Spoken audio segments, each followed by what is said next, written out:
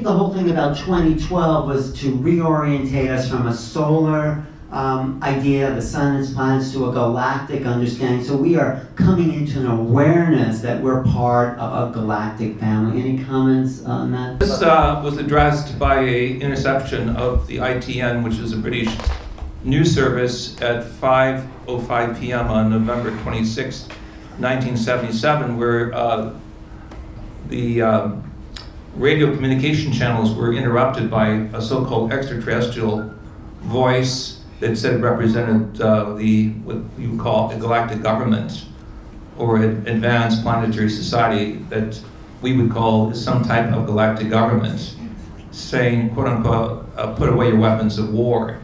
Now at that time, as I told Colin Andrews, who was in England at the time, I was in Mexico City, and I gave a interview to Novedades, which is like the New York Times. And the press was rather skeptical and critical about ET realities in Mexico. But I said, essentially, it's dealing with the change of consciousness. We must put away our weapons of war. The time to live together in peace is short. And at that time, the president of Mexico was visiting Jose Lopez Portillo, the president of Mexico. Israel, I should say, and Mexico were coming together. And I thought that was auspicious signs of things that would take place in the Middle East from space. Should peace not be resolved, there would be a terror in the rupture of countries in the Middle East that would get more and more and more serious.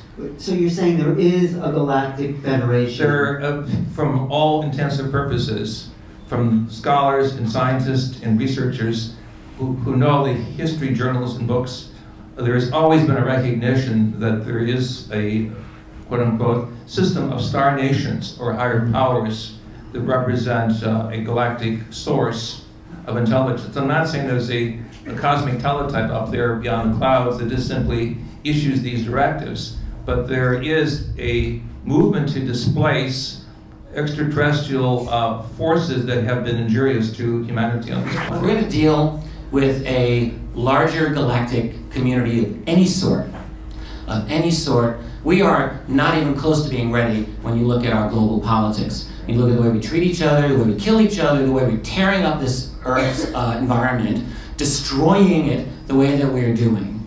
We are clearly unfit. We are clearly unfit for a larger kind of interaction. Plus, we're so violent. I mean, any group that's looking at us must think, these people are crazy. So I mean, there's beauty in every side, inside of every human soul. I mean, that's true. But our infrastructure is set up in such a way that we are destroying each other and destroying this world. So what we have to do, I don't think there's any way around this, we have to find a way to become free among ourselves, but also unified in the sense of recognizing the humanity of each other and treating each other as human beings, not as things. And I don't know how we're going to do that. I think the shock of disclosure can start that process. I mean, all I can do is, I think that's a chance, but we've got a long way.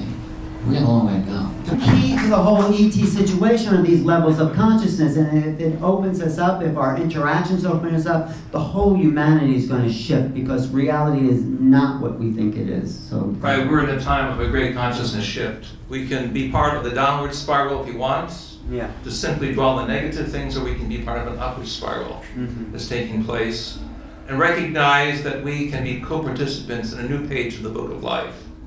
I think this dwells deeply within each of us, that there will be changes that will come.